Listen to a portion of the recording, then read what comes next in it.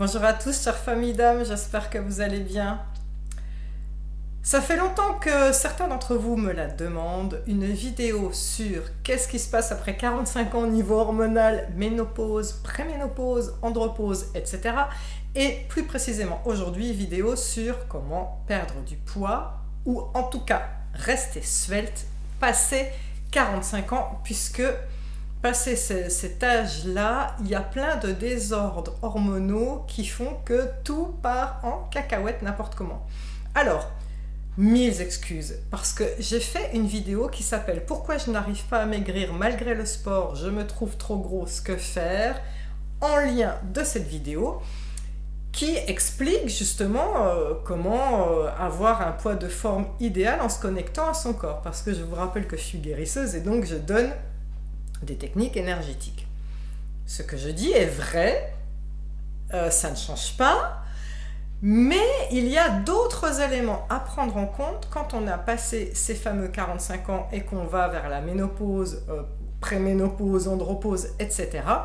Parce que le corps change, donc du coup, ça c'est un complément non négligeable et très important pour vous. Donc il y aura 4 conseils pour perdre du poids après 45 ans.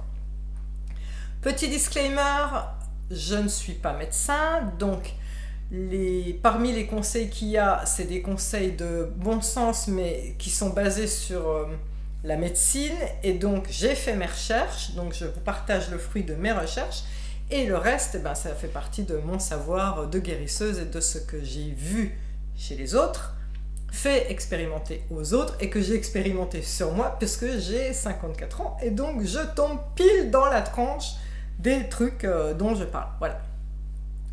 Alors, quand on atteint la préménopause, la ménopause ou l'andropause pour les hommes, il est inévitable que notre corps change, mais cela ne signifie pas pour autant que c'est la fin de votre santé parfaite, et ça ne signifie pas pour autant non plus que vous allez avoir votre ventre qui va gonfler et s'expanser à l'infini. Donc, comment empêcher votre tour de taille de grossir alors que tout ce que vous mettiez en place auparavant ne fonctionne plus? Sauf si vous avez mis en place ce que j'ai mis dans la vidéo, mais il y a quand même des trucs à mettre en place en plus. Donc, vos vieilles habitudes d'avant, ça ne fonctionne pas, je l'ai vécu aussi. Et donc, pourquoi ?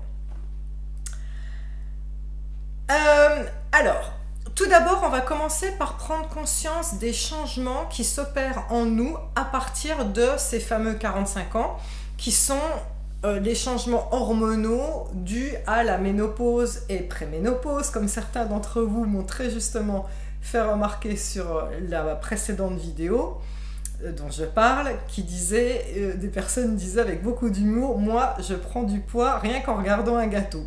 En réalité c'est ça. En réalité, qu'est-ce qui se passe? C'est que passé cet âge-là, vers les 45 ans, 50 ans, on commence à avoir les hormones qui font n'importe quoi, les oestrogènes chutent de manière drastique, et donc ça va avoir plusieurs effets. Un des effets, ça va être que ça va augmenter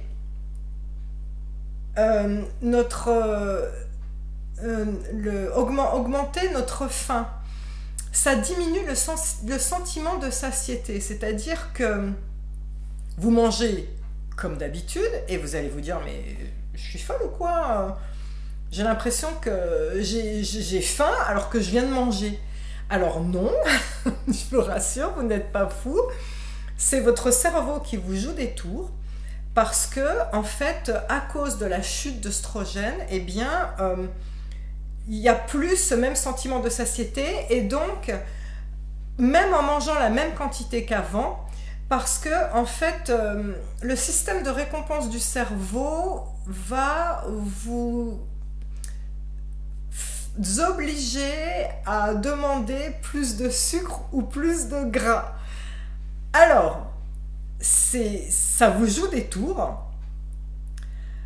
En plus, ce qu'il faut savoir, c'est que le taux d'œstrogène qui baisse va réduire l'activation des graisses brunes. Les graisses brunes, ce sont les graisses qui brûlent les calories dans notre corps. Du coup, vu qu'elles sont moins actives, on va brûler moins de calories. Donc, dépenses énergétiques plus faibles. Donc, moins besoin de manger pour maintenir notre poids, allié au fait qu'on a notre cerveau qui nous joue des tours et qui nous donne envie de manger plus, déjà, ça commence mal.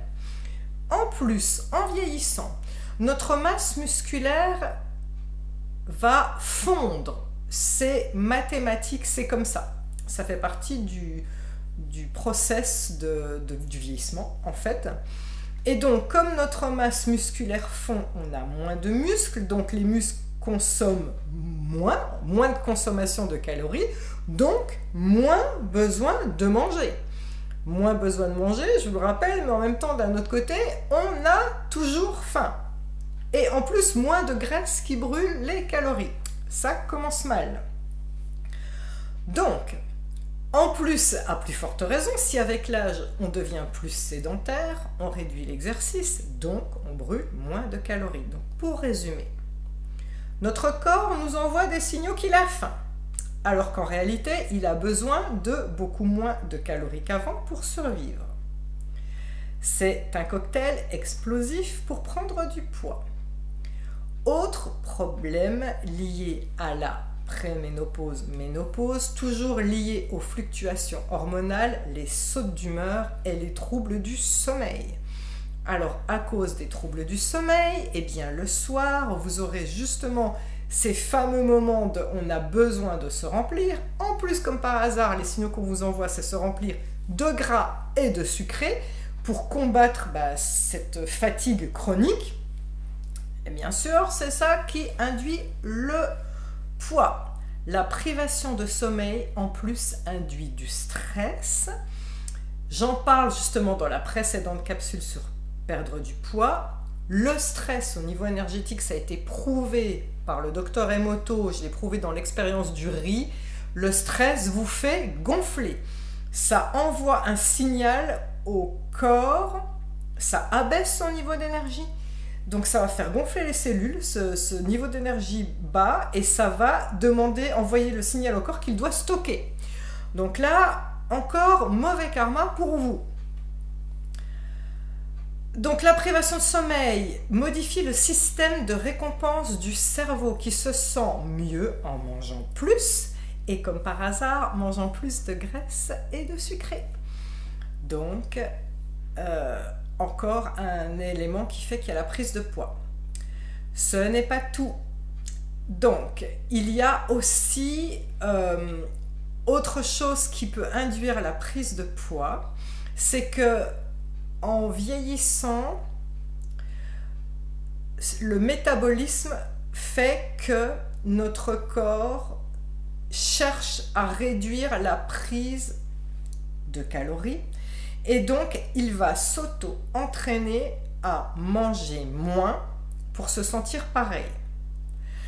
Alors, là où ça pose problème, c'est pour ceux d'entre vous qui avaient la technique de « je fais plus de cardio, je fais plein de sport pour brûler des calories » et ou la technique de « je me restreins sur un groupe d'aliments » ou « je mange que d'un aliment » ou « j'arrête de manger pendant un moment ».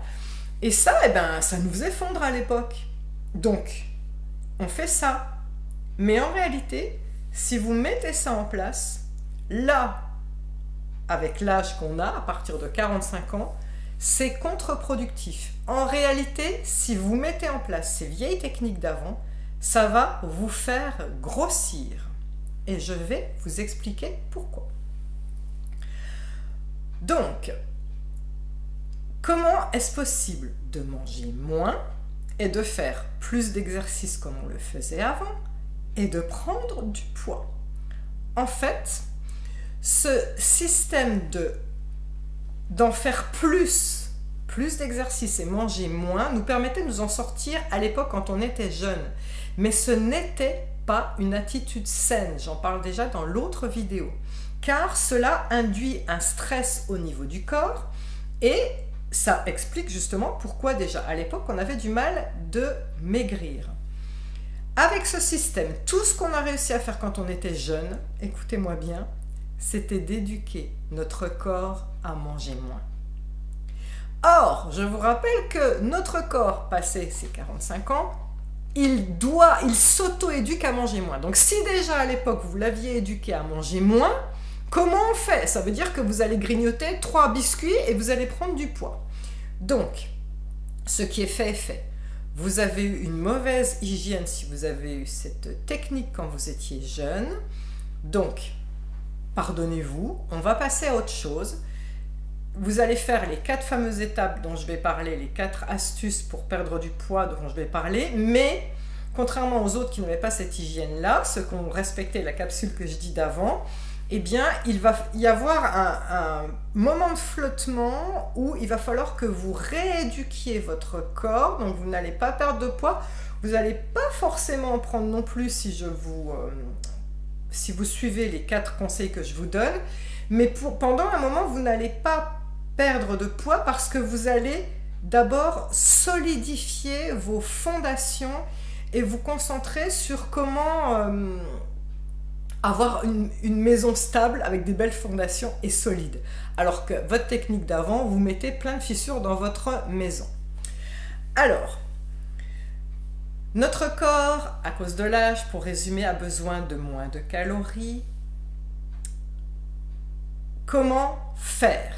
C'est parti, voilà les 4 conseils pour inverser la prise de poids passé 45 ans dès qu'on commence à attaquer la préménopause, ménopause, andropause et tout le tout team. Premièrement, ne pas trop restreindre vos calories. Alors là, je vous entends déjà me dire, mais Sandrine, ça n'a pas de sens. Tu viens de nous dire que manger moins, le corps faisait tout ce qu'il fallait pour manger moins avec l'âge, et là je vous demande de ne pas trop restreindre les calories. Oui, mais ça va aller avec le 2 et je vais vous expliquer pourquoi. Avec la ménopause, notre dépense énergétique et notre métabolisme de base s'abaissent tous les deux. Donc, en vieillissant, nous avons plus de difficultés de construire de la masse musculaire.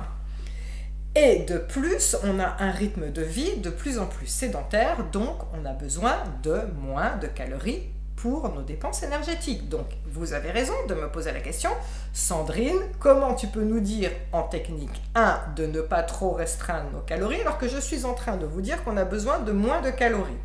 Eh bien, en fait, si vous écoutez votre corps qui vous dit qu'il a besoin de moins de calories, en fait, vous allez perpétuer ce cercle vicieux de l'habituer à manger de moins en moins de calories.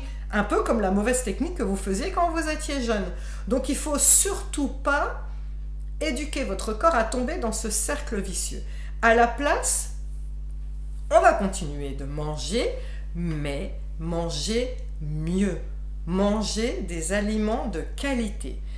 Vraiment, je vous invite à bannir tous les aliments qui sont processés, archi raffinés et tout ça, pas raffinés dans le sens de bon et délicat, hein, raffinés dans le sens sucre blanc, sucre rapide, tout ça, tous les cakes, les gâteaux tout faits qu'on achète en supermarché, tous les plats tout faits, tout ça, c'est de la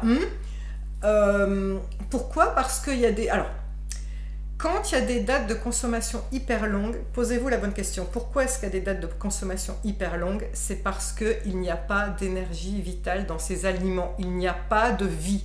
Donc votre corps va se gaver de ces trucs et il n'aura pas les nutriments dont il a besoin, il n'aura pas l'énergie vitale dont il a besoin. Donc il faut laisser tous ces saloperies de côté. À la place, il va falloir manger beaucoup de fruits, beaucoup de légumes, des légumineuses, des graines, des noix. Toutes ces choses-là sont très bonnes pour votre corps. Donc, mangez de qualité. Ça, c'est la première chose. Deuxième chose. 2. Consommez plus de protéines. Donc, non seulement vous allez manger de meilleure qualité, mais je vous invite à consommer plus de protéines. Alors, bien sûr, poisson ou viande pour ceux qui en mangent, mais la viande rouge, le corps va avoir besoin de moins en moins en manger parce qu'il y a des toxines dedans. Donc moi, je suis végétarienne. En fait, je suis une végétarienne, une végane qui mange des œufs. Donc voilà.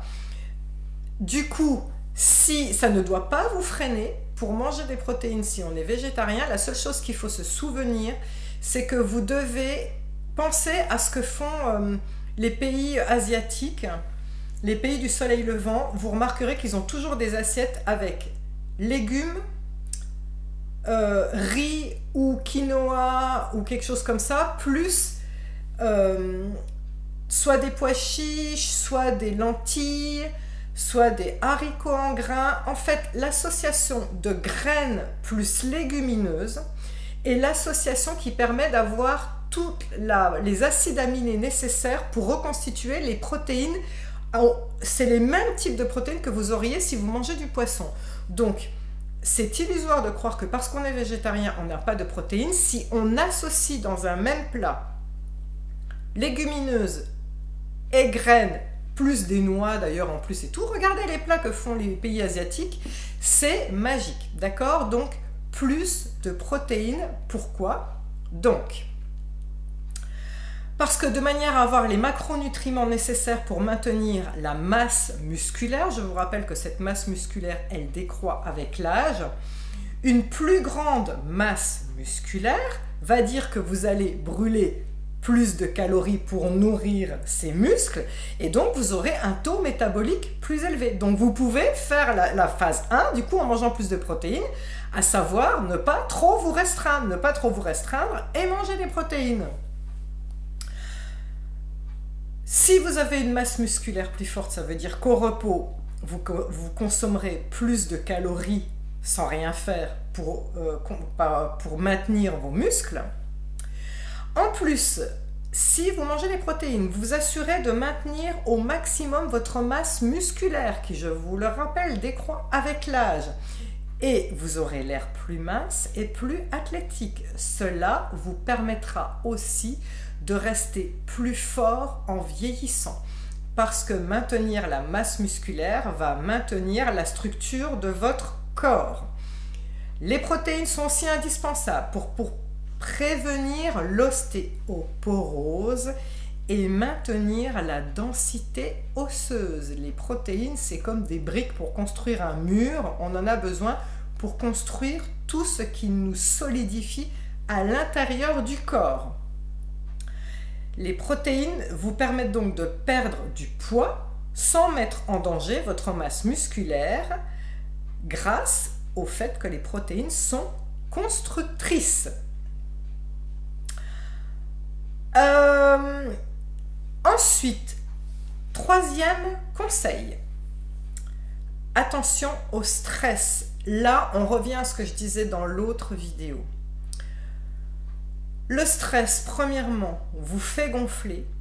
Si vous faites l'expérience du riz et que vous mettez un riz pas cuit, un riz donc encore vivant dans de l'eau, et que sur cette eau, vous lui dites des insultes, et vous mettez le même riz dans de l'eau où vous lui mettez de l'amour, c'est l'expérience du riz. Le riz qui a eu les insultes gonfle. Donc c'est prouvé par A plus B, c'est dit par le docteur Emoto. Donc le stress vous fait gonfler. Le stress envoie un signal à votre corps de stocker. Donc pour éviter le stress, la première chose c'est respirez calmement le soir, prenez du temps pour vous, soyez en conscience, la méditation c'est génial. Moi je vous conseille le yin yoga, on en parlera aussi dans l'étape 4. Autre chose pour le stress, je vous invite à regarder les 21 clés de reprogrammation, mon livre, parce que j'ai eu 8 mois de stress post-traumatique qui s'est déclenché suite à une enfance très traumatique aidée dans ma famille, de mon père, Et donc, du coup, ce stress post-traumatique était d'une telle violence, je ne pouvais plus dormir, j'avais un stress permanent, que j'ai gonflé au point où on aurait pu croire que j'avais pris 10 à 15 kilos. En vrai, j'ai pris 6 kilos, mais j'ai tellement gonflé que je ne rentrais plus dans aucune fringue. J'ai dû changer de taille, en réalité. J'ai mis en place, puisque j'étais en train d'écrire ce livre, hein, je l'ai mis en place. Je me suis sortie moi-même de mon stress post-traumatique. Il m'a fallu 8 mois.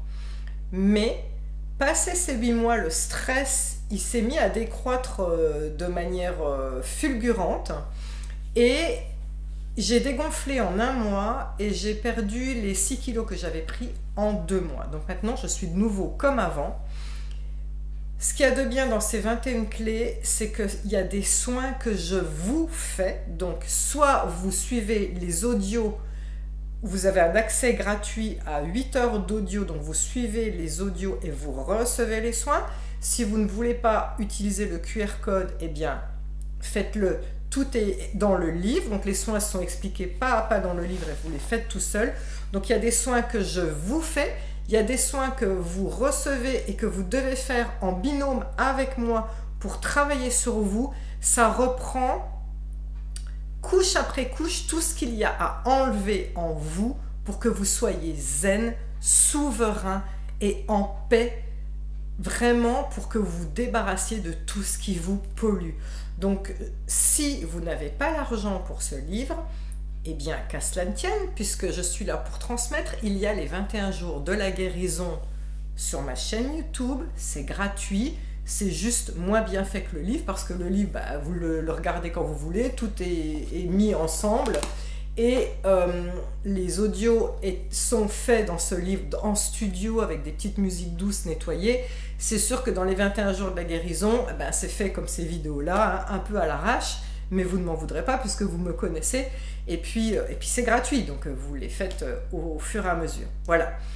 4e conseil, le dernier conseil, pratiquer du renforcement musculaire. Alors qu'on soit bien d'accord, ça vaut quelle que soit votre condition physique. Même si vous êtes en archi-surpoids, même si vous êtes cardiaque, même si vous avez des difficultés, pratiquer le renforcement musculaire ne veut pas dire de vous mettre à faire du sport intensif comme des dingues. Il y a notamment le tai chi, le qigong et le yoga que vous pouvez faire. Si vous regardez dans les parcs, vous verrez des personnes âgées faire du tai chi et du qigong. Ce qui est important, c'est de faire des mouvements lents en conscience. En conscience, ça veut dire je prends conscience des gestes que je fais, je prends conscience de ma respiration. Parce que les guérisseurs vous le diront, l'énergie va là où vous portez votre attention. Si vous portez votre attention sur votre corps, vous le nourrissez. Maintenant, pour terminer ce conseil numéro 4, ce que j'ai à vous dire, c'est que pendant 4 ans, j'ai été professeur de yoga bénévole dans... ça s'appelle Accueil Ville Française. Vous savez, c'est les activités de mairie. Et eh bien, plus de la moitié des personnes qui venaient dans mes cours étaient des personnes retraitées. Donc, ça rentre dans le cadre de ce que je vous décris dans cette vidéo. Alors, des personnes retraitées actives, hein, pour ceux qui sont dans ce genre de club, ils le diront quand même. Mais des personnes retraitées qui, quand je les ai rencontrées pour la première fois, étaient flasques pour certaines et en surpoids pour d'autres. Eh bien, tenez-vous bien, le fait de faire du yoga, donc là, le yoga que je faisais, c'était du Hatha Yoga, donc je vous invite à regarder sur internet, donc du Hatha Yoga, qui est le yoga de base, voilà, ça se trouve très facilement sur internet, ou je vous invite à aller faire des cours encore mieux, ou le yoga Vinyasa. Ces yogas-là, à raison de 1h30 par semaine, au bout de 3 mois, les personnes qui étaient dans mes cours, je les avais vues changer morphologiquement. Ils étaient toniques, ils étaient musclés, ils étaient transformés, et c'est surtout qu'ils m'ont dit qu'ils ont eu un bénéfice qu'ils n'avaient pas escompté. Eux, ils venaient dans mes cours pour faire un peu de sport, on va dire. Non seulement ils étaient toniques, musclés, mais ils étaient zen. Et donc les années d'après, quand je leur demandais pourquoi ils revenaient, ils disaient Sandrine, pour continuer à être zen.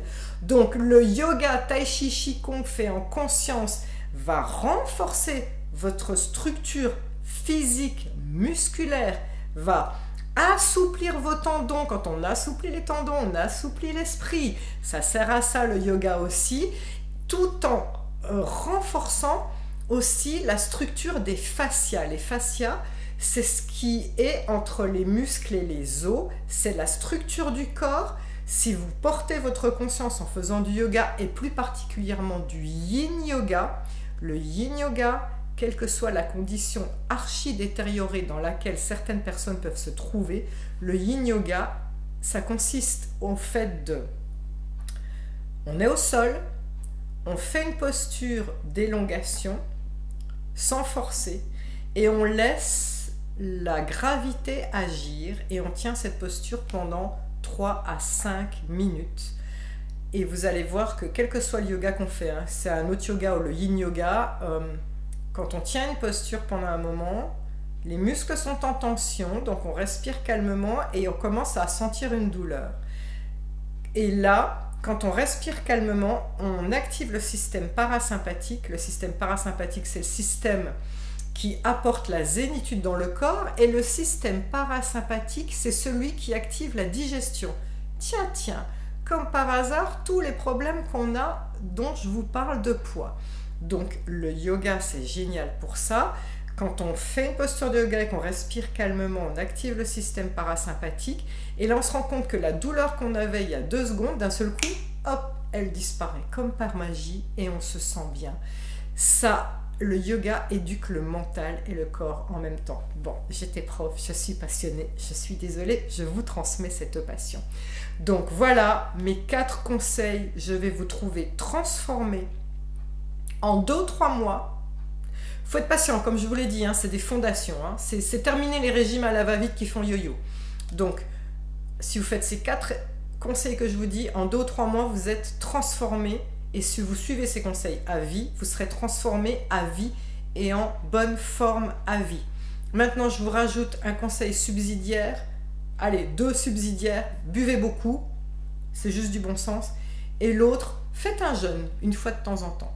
Au moins 16 heures, faites un jeûne une fois de temps en temps. Ça permet de mettre vos organes filtrants, notamment le foie, mais pas que, tous les autres organes, au repos.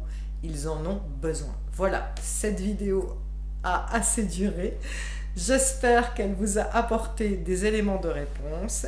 Et puis, n'hésitez pas à me poser des questions si besoin en commentaire, ou de partager votre expérience sur ce sujet. Elle sera la bienvenue. Merci, je vous souhaite le meilleur. Je vous aime, je nous aime.